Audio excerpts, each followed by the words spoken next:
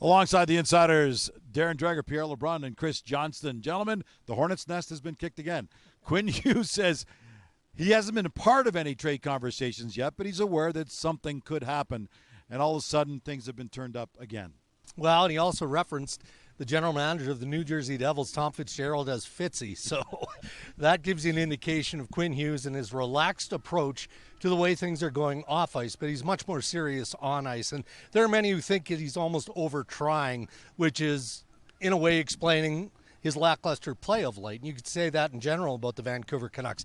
But specific to any conversation between the Devils and the Canucks, I'll tell you this.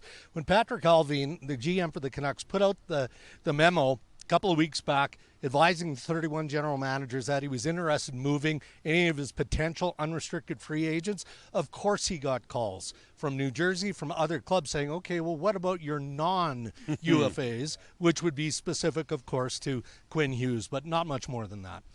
Well, and the decision, which is huge for the Canucks franchise that is staring him in the face, is this.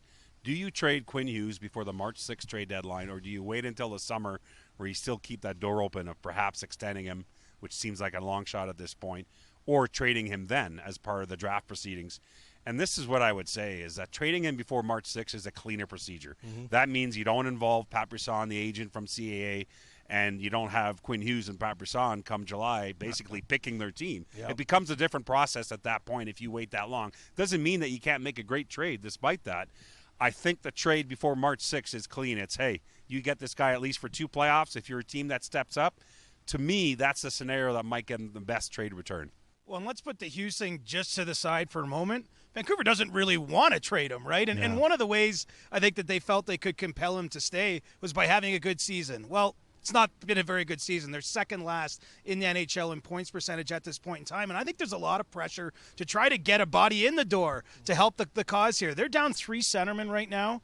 And, Patrick Allvin has had a couple additions. He signed David Kampf. David Kampf is playing way too high up the lineup for the kind of player he is as a depth centerman. And so I think that there's a fair amount of heat in the here and now on just getting some bodies into this program, have them be competitive. Because, yes, they're down the standings, but as we know, it's a pretty compressed standings in the NHL right now, and there is maybe some season left here to save.